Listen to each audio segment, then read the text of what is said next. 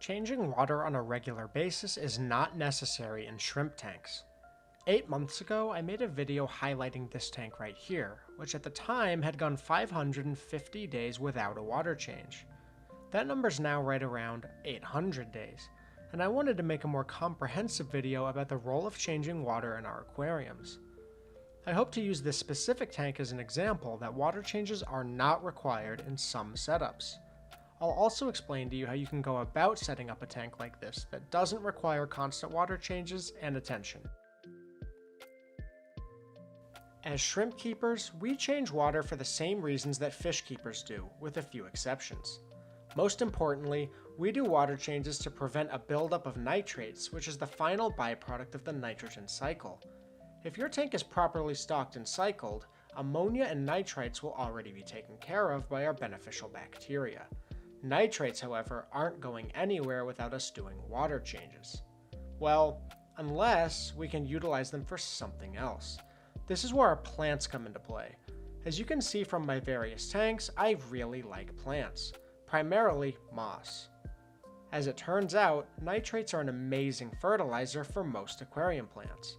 Instead of removing all of these via water changes, we can put them to work growing lush and healthy plants for our shrimp to graze on. What was once a nuisance is now a vital part of our shrimp's ecosystem. It's also worth noting that specifically in our shrimp tanks, we change water to ensure that we maintain a healthy water hardness. This mainly manifests in our KH, or carbonate hardness, which will drop over time as it buffers our water. This was mentioned in a very critical comment on my last video about this topic, which I tried to reference here, however, I found that had been deleted after we went back and forth a few times. In my experience, KH does not deplete nearly as quickly as this commenter suggested. I want to be very clear though that it will slowly fall over time. This is a fact. I do think replacing KH is necessary over long periods of time, which could be accomplished through water changes, assuming that your water source has minerals to begin with. Yes, there are downsides to changing water in shrimp tanks.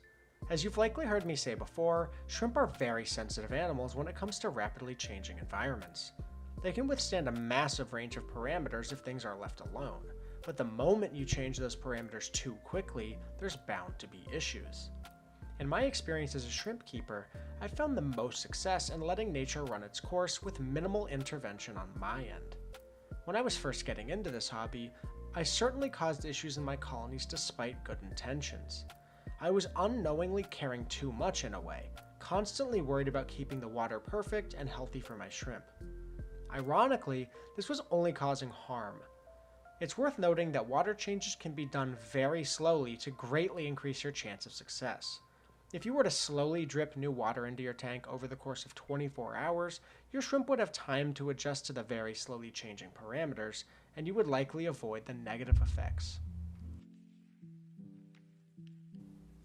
Now I want to clarify that water changes are a very useful tool and can certainly save your colonies when things are getting out of hand. For example, you accidentally overfeed your tank without realizing it, and discover a few days later the food is still in there and it's uneaten and rotting. In cases like this, it makes sense to remove the uneaten food and to do a water change to combat the ammonia levels, which are almost certainly too high. Maybe your child or sibling put dish soap into your tank, which would almost certainly warrant a large and rapid water change. Maybe you overdosed your plants with fertilizers and algae blooms are inevitable. Or maybe it's just that you have too high of a bioload for your plants to keep up with. There are many reasons to do a water change, and I want to strongly emphasize the fact that I am not against them. There are pros and cons to water changes, and sometimes the pros certainly outweigh the cons. To put it as simply as I can, we can minimize the need for water changes by reducing our tank's bioload and increasing its plant load. Lower bioload produces less waste, and higher plant load absorbs more waste. Luckily for us shrimp keepers, shrimp have incredibly low bioloads when compared to things like fish. A large clump of moss can keep up with the waste production of hundreds of shrimp in my experience. It really is that simple.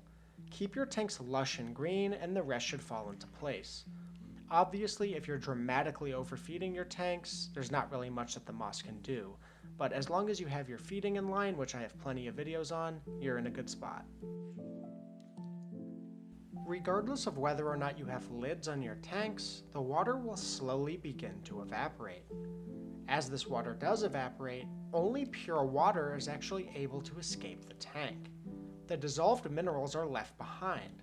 So naturally, if we refill the evaporated water using our normal water source, we'll be introducing new minerals. As this cycle continues over time, the overall mineral count continues to climb, slowly but surely, because don't forget, only pure water is actually evaporating. The minerals are not able to escape via evaporation, so as we continue this long enough, we're going to end up with incredibly hard water and find that our shrimp are struggling to molt. To avoid this, we need to top our tanks off with distilled or RODI water.